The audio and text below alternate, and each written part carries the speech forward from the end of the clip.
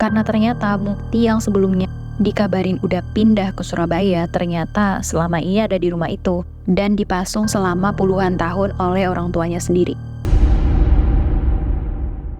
Halo semuanya, selamat datang di channel Scary Room. Makasih udah ngeklik video ini dan jangan lupa untuk like, komen, dan share kalau kalian suka dengan video ini. Juga support kita dengan cara subscribe dan aktifkan lonceng notification untuk dapat notif setiap kita update video baru. Dan buat kalian yang pengen berbagi cerita horor, silahkan kirimkan ke email yang sudah kita taruh di kolom deskripsi. So without any further ado, let's enjoy your horror experience with us.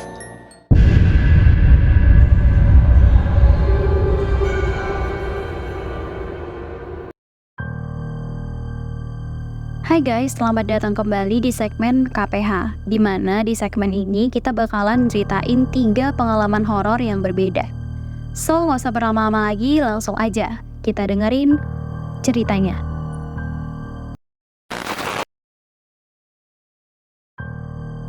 Cerita pertama datang dari seorang cowok yang bertugas ngegantiin temennya jagain sekolah di malam hari. Ada banyak banget gangguan horor yang bikin merinding yang dialami sama si satpam ini. Oke, ini dia cerita pertama. Ada sebuah cerita dari seorang cowok, sebut aja namanya Zack, yang ngalamin kejadian mistis pas gantiin temennya untuk jadi satpam di sebuah sekolah yang ada asramanya. Di sini Zack nggak nyebutin nama sekolahnya untuk alasan privacy. Oke, jadi pada suatu malam Zack ini dapat telepon dari temannya, di mana temannya ini minta tolong Zack untuk gantiin dia jadi satpam shift malam pada hari itu. Soalnya teman Zack ini nggak bisa masuk karena ada halangan gitulah. Nah, singkat cerita, Zack pun setuju karena dia juga lagi nganggur dan nggak ada kerjaan kan. Jadi ya lumayan lah pikir Zack buat nambah-nambah. Terus berangkatlah Zack ke sekolahan tersebut. Sesampai di sekolah, Zack agak kaget awalnya karena ternyata daerah sekolahannya cukup gede juga. Ada asramanya juga di belakang sekolah tersebut. Tapi di situ Zack nggak mikir macam-macam, dan sekolah itu pun nampak biasa aja. Ya nggak ada hal yang mencurigakan lah. Nah, setelah beberapa jam diem di pos jaga, akhirnya Zack mutusin buat keliling sekolahan beserta asramanya. Ya buat ngecek-ngecek lah sebagai satpam pengganti kan. FYI malam itu Zack cuma jaga sendiri ya, jadi dia nggak ada teman satpam yang lain. Waktu itu jam udah nunjukin pukul 2 pagi. Berbekal sebuah senter, Zack terus jalan menuju ke gedung administrasi dan perkantoran. Di situ sebenarnya Zack udah ngerasa agak sedikit takut karena emang suasana malam di sekolah itu cukup suram dan sunyi sepi gitu. Sesekali juga Zack sempat dengar beberapa bunyi aneh tapi dicuekin aja sama si Zack ini. Ya pokoknya dia nganggap itu cuman bunyi binatang-binatang malam lah, bukan bunyi yang lain-lain. Untuk nenangin diri juga biar nggak takut. Nah, di dalam ruangan perkantoran itu, dari pintu kaca, Zack ngeliat ada satu komputer yang masih nyala, seolah-olah ada orang yang lagi ngetik. Tapi di situ posisinya Zack cuma bisa lihat layar komputernya aja, karena dia nggak bisa lihat tempat duduk sama keyboardnya, soalnya kehalang sama lemari. Di situ Zack udah mulai takut karena dia sadar kalau pintu ruangan itu kan terkunci, jadi gimana mungkin ada orang di dalamnya. Terus Zack nggak mau ambil pusing, akhirnya diabaikan aja komputer yang nyala itu, dan Zack terus jalan ke blok lainnya. Tapi semakin jauh si Zack ini ngeronda, suasananya justru makin sepi dan makin serem. Nah, setelah berjalan beberapa langkah, sekarang sampailah Zack di koridor bangunan yang dimana banyak ruang kelas di kanan kirinya. Nah, baru aja Zack sampai di koridor tersebut, tiba-tiba dia dengar suara anak-anak lagi main kejar-kejaran di koridor tingkat atas. Zack pun langsung nyorot dengan senter yang dia bawa ke arah atas, tapi nggak ada apapun. Di situ Zack udah mulai mikir macam-macam. Dia pun langsung jalan cepet-cepet sambil ngarahin lampu senter ke bangunan di bagian atas, di mana ada suara anak-anak lagi kejar-kejaran itu. Dan pas lagi nyenter, Zack tiba-tiba ngeliat ada seorang anak perempuan itu masih pakai seragam sekolah. Dia berdiri, mematung gitu, terus mandangin Zack. Tapi anehnya Zack gak bisa ngeliat wajah perempuan itu karena keadaan emang lagi gelap banget dan cahaya dari lampu senter itu cuman samar-samar doang. Tapi di situ Zack justru masih berpikir positif. Di situ dia mikirnya, wah, tahan juga ya, anak-anak sekolah jam segini masih aktif meskipun udah lewat tengah malam. Tapi di situ Zack juga ngerasain ada kejanggalan. Soalnya di seluruh ruangan kelas yang Zack cek, itu semua masih ada isi murid-murid di dalamnya, jadi nggak kosong gitu. Padahal itu udah jam 2 pagi yang seharusnya nggak ada kegiatan belajar mengajar atau kegiatan apapun lagi di sekolah. Terus Zack lanjut jalan ke lokasi asrama pelajar yang ada di bagian belakang sekolah. Nah di situ Zack cuma ngeronda di bagian luar pagar asrama aja, dimana keadaan asrama tersebut semuanya gelap, nggak ada lampu yang nyala. Zack pun mulai ngarahin senter dan nyorot di setiap jendela asrama tersebut. Di situ Zack kaget banget karena heran sekaligus takut ngeliat semua anak-anak yang ada di asrama itu belum tidur. Dan yang bikin Zack makin takut adalah semua anak-anak yang ada di dalam asrama tersebut posisinya tuh berdiri kaku gitu di dekat jendela sambil natap tajam ke arah Zack. Di situ Zack udah gak ngerti lagi, dia udah merinding banget. Dan dia cuma bisa berharap kalau jam itu bisa berjalan cepat supaya dia bisa cepat pulang. Meskipun takut dan udah merinding hebat nih, Zack tetap jalan ke arah aula yang merupakan tujuan akhir merondanya dia. Nah pas udah makin deket sama area aula, tiba-tiba Zack ngeliat ada satu pintu yang masih kebuka. Sebagai sapam yang baik, Zack pergi dong untuk nutup pintu tersebut. Nah kalau di dalam aula itu masih ada beberapa lampu yang nyala. Jadi nggak gelap-gelap banget lah, tapi nggak terang juga karena nyalanya cuma samar-samar doang. Dalam samar-samarnya cahaya lampu di aula itu, Zack ngeliat ke dalam aula. Di atas panggung itu ada sekumpulan pelajar laki-laki dan perempuan lagi duduk diam mematung. Nah pas si Zack lagi bingung-bingungnya sama keadaan yang gak masuk akal itu, tiba-tiba aja temennya yang harusnya jaga pada malam itu yang digantiin sama Zack tiba-tiba nelfon. Dan dengan santainya temennya ini bilang kalau kunci asrama itu disimpan di dalam kotak pos jaga aja, soalnya semua pelajar lagi libur cuti seminggu. Ngedengar itu jantung si Zack udah serasa mau copot. Dia mikir kalau semua pelajar lagi libur cuti seminggu, terus siapa yang dia lihat sedari tadi? Yang main komputer, yang ada di setiap ruangan kelas di koridor, dan anak-anak yang natap dia dari dalam asrama. Juga anak-anak yang ada di atas panggung aula itu. Terus refleks, Zack kembali ngeliat ke arah panggung aula. Dan di situ dia ngeliat anak-anak yang tadinya duduk mematung aja di panggung aula itu tiba-tiba berdiri, noleh ke arah Zack dan tangan mereka semua ngelambai-lambai. Di situ Zack udah kaku banget dan tanpa sadar tangannya nggak sengaja ngelepasin handphone yang dia pegang sampai jatuh ke lantai dan Zack langsung buru-buru lari ke arah pos sekenceng-kencengnya. Cerita kedua bercerita tentang sosok hantu dengan ekspresi tersenyum yang neror satu desa sampai-sampai desa tersebut akhirnya ditinggalin sama penduduknya dan dibiarin kosong sampai sekarang. Dan ini dia cerita kedua. Sekitar tahun 1968 di suatu desa kecil namanya Kidung Gereja, tepatnya di Cilacap. Nah, desa ini tuh berpenduduk sekitar 43 kepala keluarga. Nah, sebenarnya di desa ini tuh penduduknya harmonis banget, damai dan tentram. Hampir nggak pernah ada masalah antar warga, konflik apapun deh di desa itu. Sampai akhirnya ada sebuah kejadian yang sangat mengerikan di tahun 1968 itu yang mengubah semuanya tentang desa tersebut. Singkat cerita, di desa itu tuh ada sebuah keluarga tuan tanah yang bisa dibilang cukup dihormatilah oleh masyarakat desa. Nah, tuan tanah ini tuh memiliki seorang anak cowok dengan kondisi punya masalah kejiwaan gitu. Namanya Mukti, umurnya 28 tahun waktu itu. Nah, Mukti ini sendiri udah ngalamin kondisi kayak gitu dari usia 6 tahun. Nah, sebelum Mukti ini sakit, Mukti itu merupakan seorang anak yang aktif banget main sama teman-temannya di desa. Bahkan Mukti ini sering banget nyapa dan ngebagiin makanan ke warga-warga desa yang lewat. Tapi sejak si Mukti mengalami masalah kejiwaan ini di usianya yang ke-6 tahun, warga udah gak pernah lagi tuh ngeliat sosok Mukti di desa tersebut. Jadi kayak Mukti ini tiba-tiba hilang gitu aja. Dari yang aktif banget sosialisasi sama warga desa, tiba-tiba langsung hilang aja gitu. Nah, otomatis warga-warga desa yang ada pun ngerasa kehilangan dong. Secara Mukti ini merupakan sosok yang humble banget kan anaknya. Jadi mereka tuh sampai nyari Mukti dengan ngedatangin rumah orang tuanya untuk nanyain keadaannya Mukti. Nah, waktu itu orang tuanya Mukti alias si tuan tanah ini sama istrinya bilang sama warga desa kalau Mukti ini udah dipindahin ke rumah kerabatnya yang ada di Surabaya untuk diobatin. Nah, setelah ngedengar hal itu, warga pun ninggalin rumah orang tuanya Mukti dan ngelanjutin aktivitas mereka kayak biasa. Sampai terjadilah kejadian yang menggegerkan semua warga di desa tahun 1968 ini. Jadi ceritanya malam itu sekitar jam 2 dini hari tiba-tiba aja terdengar suara kentongan dari pos ronda yang nandain ada sebuah kejadian darurat. Beberapa warga-warga desa pun langsung tuh ngumpul di pos ronda untuk nanyain apa yang terjadi.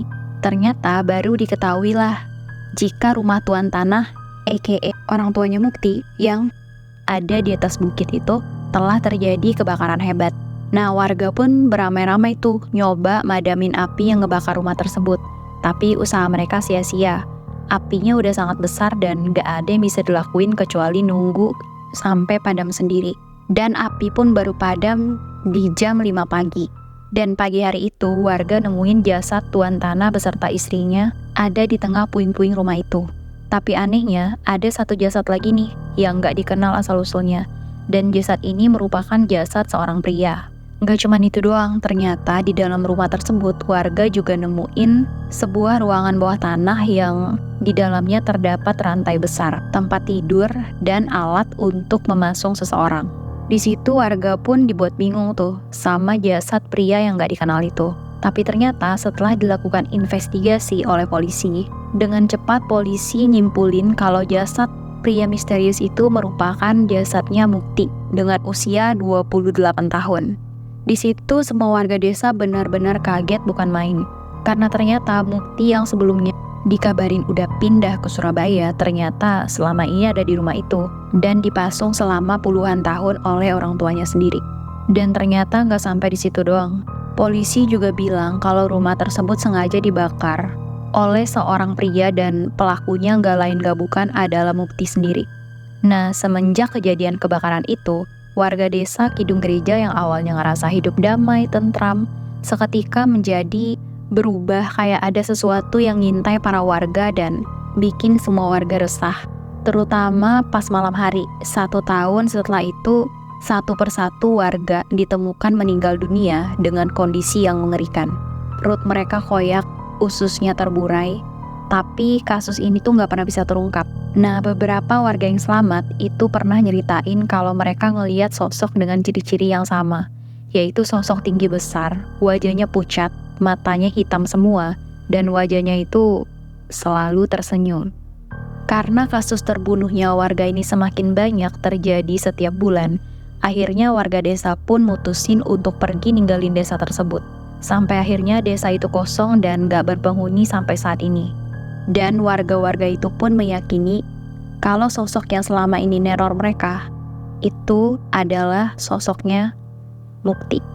Sampai sekarang gak ada yang tahu kenapa sosok Mukti yang mereka lihat itu jahat dan memakan korban. Padahal sebelum menderita penyakit kejiwaan, Mukti ini merupakan seorang anak yang humble banget. Dan kenapa sosok hantu Mukti itu terlihat selalu senyum, itu gak ada yang tahu. Apa mungkin setelah menderita penyakit kejiwaan, Mukti tiba-tiba berubah menjadi kejam sampai dia harus dipasung sama kedua orang tuanya? Yang jelas, teror yang mengerikan sampai-sampai ngebuat desa tersebut kosong adalah semenjak kematian tuan tanah dan istrinya beserta anak mereka yang dipasung, yaitu Mukti. Nah, untuk cerita ketiga, ini datang dari ibu kota Jakarta nih. Dari seorang cowok yang tinggal di salah satu apartemen di Jakarta yang diganggu sama satu sosok lain di apartemennya. Oke, so ini dia cerita terakhir. Cerita ini datang dari seorang cowok namanya Hanif. Jadi Hanif ini tuh tinggal seorang diri di sebuah apartemen di daerah Segitiga Emas di Jakarta. Pokoknya kalian pasti udah tahu deh, biasa orang namain tempat ini tuh dengan sebutan jantung kota Jakarta. Nah, Hanif ini merupakan seorang pekerja kantoran yang bekerja di salah satu perusahaan asuransi yang emang bermarkas di ibu kota. Hanif ini tinggal sendiri karena dia sedang dalam proses cerai dengan istrinya. Ya karena mereka berdua belum punya anak, jadi mereka emang udah berbulan-bulan hidup masing-masing layaknya orang asing deh satu sama lain. Di apartemennya Hanif, dia sendiri dibantu sama seorang asisten rumah tangga namanya Bu Umi. Bu Umi itu asli warga sekitaran apartemennya Hanif. Karena posisi apartemen Hanif ini berhadapan langsung dengan permukiman padat warga. Nah, Bu Umi sendiri itu nggak menetap di apartemennya Hanif. Dia punya jam kerja sendiri yang udah diatur sama Hanif. Jadi setiap Hanif mau berangkat kerja, Bu Umi datang dan ngeberesin rumahnya Hanif sampai sore. Sedangkan Hanif ini biasanya tuh pulang dari kantor sekitar maghrib atau bahkan lebih malam lagi biasanya. Dan kalau Hanif ini udah pulang, biasanya keadaan apartemen tuh udah bersih. Jadi Hanif udah bisa langsung santai tuh. Bu Umi sendiri itu dikasih kunci cadangan sama Hanif. Karena emang Hanif ini udah percaya banget deh sama Bu Umi. Nah pada suatu hari pas Hanif lagi tidur, pagi-pagi itu apartemennya kayak biasa diketok-ketok sama Bu Umi. Yang ternyata hari itu rupanya Hanif telat bangun. Akhirnya dia kebangun karena kedatangan Bu Umi dan langsung siap-siap untuk berangkat kerja. Hari itu kayak biasa Hanif pun mulai kerjaannya, dia istirahat 2 kali sampai tiba waktu sore, waktunya pulang. Hari itu Hanif pulangnya agak telat karena ada beberapa kerjaan yang emang harus dikerjain. Nah biasanya kalau Hanif pulang telat kayak gitu, itu jalanan bakalan macet parah. Jadi jarak tempuh yang biasanya dilaluin Hanif pas pulang itu harusnya cuma 15 menit kalau nggak macet. Kalau macet itu jadi 40 menit. Hanif pun jadi agak bete tuh hari itu karena dia harus pulang telat karena macet kan. Singkat cerita, sampailah Hanif di apartemen dan langsung parkirin mobilnya di basement apartemen, terus naik ke atas di lantai 9 menuju unit apartemennya. Nah, Hanif kan naik ke lantai 9 lewat lift nih. Nggak tahu kenapa, mungkin karena udah malam juga, hari itu di lift tuh sepi banget, cuman Hanif seorang. Bahkan pas dia keluar lift dan udah sampai di lorong apartemen, itu lorongnya benar-benar sepi, nggak ada orang sama sekali, cuman kedengaran suara langkah kakinya si Hanif sendiri dan suara kunci yang berputar di lubang pintu pas Hanif buka pintu. Hanif pun segera masuk dan ngambil segelas air, terus minum. Tapi ada hal yang janggal tuh hari itu, dimana pas maghrib itu yang biasanya Bu Umi udah pulang. Hari itu sepulang kerja Hanif masih ngeliat Bu Umi lagi nyetrika baju di kamar kosong di apartemennya. Karena pintu kamar itu kebuka, otomatis Hanif jadi bisa ngeliat tuh Bu Umi. Dan posisi Bu Umi itu ngebelakangin pintu, jadi Hanif ngeliat Bu Umi dari belakang. Di situ kepalanya Bu Umi nunduk sambil fokus nyetrika baju. Si Hanif pun ngedekat terus bilang ke Bu Umi, "Lah kan bisa besok pagi Bu, Ibu pulang aja," kata Hanif ke Bu Umi. "Enggak mas, sekarang aja deh, lagi malas pulang cepat," jawab Bu Umi ke Hanif. Waktu itu si Hanif mikirnya Bu Umi ini lagi ada masalah mungkin sama anak-anaknya di rumah. Jadi dia nggak ada curiga sedikit pun tuh sama Bu Umi. "Ya udah Bu, aku bikinin teh ya," kata si Hanif dengan maksud baik nih. Karena Bu Umi udah kerja seharian kan. Hanif pun langsung jalan menuju dapur dan ngebuatin segelas teh hangat untuk Bu Umi yang lagi nyetrika di kamar. Tapi pas si Hanif lagi ngebuat teh, tiba-tiba aja ponselnya Hanif bunyi tuh. Dan dia dapat pesan dari Bu Umi. Di pesan itu Bu Umi bilang gini, "Mas Hanif, maaf mas, hari ini saya pulang siang ya. Mohon maaf ya mas, hari ini saya nggak bisa lama-lama." Di situ Hanif langsung kaget dan langsung mikir, kalau gitu siapa dong yang lagi ada di kamar dan lagi nyetrika baju. Hanif pun langsung cepat-cepat menuju balkon dan langsung nelfon Bu Umi. Untungnya waktu itu Bu Umi cepat ngangkat tuh teleponnya. Begitu telepon diangkat, Hanif langsung nanya ke Bu Umi, "Bu, kenapa Bu?" tanya Hanif dengan nada ketakutan. "Maaf mas, saya pulang lebih awal tadi. Nanti deh besok saya ceritain. Ada yang gak beres di apartemennya Emas," jawab Bu Umi dengan nada yang gak kalah takut sama si Hanif. Di situ tanpa babi bu lagi, Hanif langsung nutup telepon dan ngeberaniin diri buat ngecek siapa yang sebenarnya ada di kamar kosong itu. Nah, sampai di depan pintu kamar, ternyata sosok itu masih ada di situ. Persis banget menyerupai Bu Umi dari belakang. Dengan posisi masih nyetrika baju yang sama baju yang dilihat Hanif pas baru datang tadi. "Maaf, kamu siapa ya? Bu Umi udah pulang, kok bisa di sini? Saya panggil security loh," kata Hanif dengan nada yang agak ngancem nih, karena kan dia udah takut banget tuh. Dan bukannya ngejawab, sosok tersebut malah ketawa cekikikan. Setelah ketawa cekikikan, sosok itu bilang begini, "Loh, memang kamu masih belum sadar juga?" kata sosok itu sambil terus-terusan nyetrika. "Hayo, aku ini siapa?" kata sosok itu lagi. Di situ Hanif benar-benar udah takut setengah mati, badannya gemetar hebat. Rasanya pengen banget lari saat itu juga. Tapi di saat yang bersamaan, entah kenapa Hanif tuh rasanya pengen banget ngeliat sosok itu. Lalu bisa kalian tebak, sosok itu langsung noleh ke arahnya Hanif. Terus dia berdiri, ngadap ke Hanif, ngeliatin wajahnya yang rata. Yah, rata tanpa hidung, tanpa mulut, dan mukanya bener-bener rata. Di situ Hanif pun langsung lari sambil teriak sakit takutnya. Dia ninggalin apartemennya dan langsung lari ke lift untuk turun ke lantai bawah. Selama di dalam lift, Hanif gak henti-hentinya istighfar. Dan gara-gara kejadian itu, Hanif gak tidur di apartemennya. Malam itu, dia langsung pulang ke rumah orang tuanya di daerah Bekasi yang lumayan jauh jaraknya. Dan besoknya Hanif berangkat kerja dari rumah orang tuanya. Hari itu Bu Umi Hanif suruh gak datang dulu ke apartemennya karena dia lagi gak di sana. Nah, setelah pulang kerja, Hanif langsung buru-buru menuju rumahnya Bu Umi. Setelah sampai di sana, Hanif pun langsung ceritain semua apa yang dia alami di apartemen itu. Dan ternyata rupanya hari itu Bu Umi juga ngalamin hal yang sama, dimana dia ngeliat sosok kayak si Hanif dan pas noleh wajahnya rata, sama kayak yang dilihat si Hanif. Setelah kejadian itu, Hanif pun langsung menggelar pengajian kecil-kecilan di apartemennya. Barulah setelah itu Hanif berani kembali nempatin apartemennya lagi.